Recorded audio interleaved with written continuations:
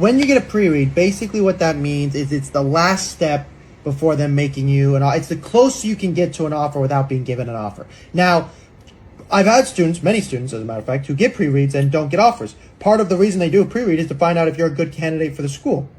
So sometimes they'll do a pre-read, and the pre-read does a lot of different things. So first of all, when the college coach is recruiting you, they put you in categories. So when they put you at the very beginning categories before the pre-read, you get put into tier 1, 2, and 3. Tier 1 is we want you right away. That's a top, 1, 2, 3 recruit. Tier 2 is we're interested. We need to see it in one more ID camp, maybe one more showcase, but we're very interested. Tier 3 is we're not interested in you at this moment. We need to see more of you, or we're not interested at all. So that's the first section. Then the second section, once you've entered into tier, say 1 and 2 of that section, now there's like an inner tier 1 and 2, which is we really like you, but where do you stand amongst our other recruits that we also like? So let's say they do 15 pre-reads, right? Those are 15 recruits they're interested in. You get put into categories.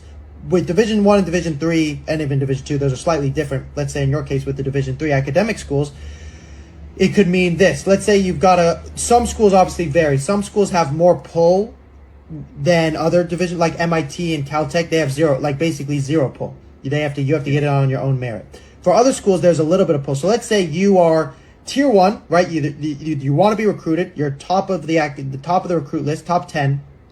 Then they say we want a pre-read. Then the pre-read comes back and says this student would get in, without any college soccer help.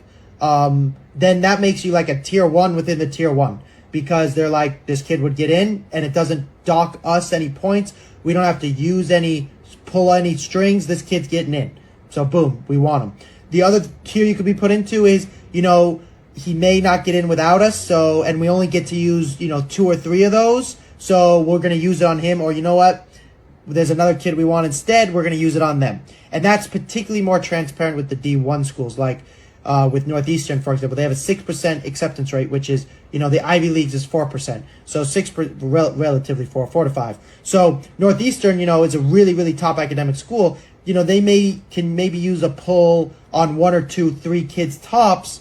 And also, when a kid doesn't need pull and can afford it as well, they could be much more likely to recruit them. So in your case, you've got 3 pre-reads as of today from schools you're very interested in, and they're very interested in you. They're trying to figure out, also, there's another piece of that a pre-read does, is how much scholarship you'll get. They sometimes can tell you after a pre-read, like how much money you'll get, or they'll give you an estimation, and that can also tell you and your family, like, is this something we can afford now that we've got a pre-read? So it's a very close step, but it's definitely not there. It's not an offer.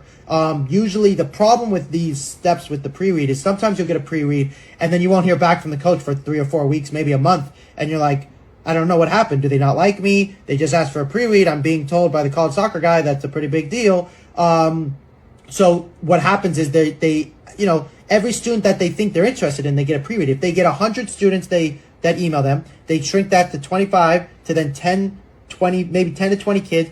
They'll ask for a pre-read for maybe all of them. Also, the coaches are trying to figure out what deal can I give to the student. If I get back from the pre-read that they're going to get $50,000 in scholarship, I'm really excited to tell them that. If they're not, and the family already told me I can't afford it, now in your situation, we have it within our budget, so budget's not really as much the issue as it is where do they see us in the academic prospects. So that is kind of what that is. Also, I'll be the first to say, the admissions process changes every year. What schools are looking for is constantly different. Maybe they look at your case and they go, at the end of the day, schools admit kids into their school based off of who they think will make the program look good. They want a student to leave, get a job, make good money, or change the world. Do they think you're a candidate that's going to do that? And they want to see if they can figure that out. Does that make sense? Yeah. So that's what a pre-read basically is.